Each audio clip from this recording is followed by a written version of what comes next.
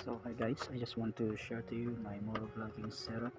So this is my action camera. So I'm using OSEC S60. This is my helmet. Slide lang, just like that. And connected na yung ating camera sa helmet. This is the microphone. Lagyan natin dito. Like that. Yung ating microphone ay nandito sa loob. Guys, makita ko sa inyo. Diyan yung microphone.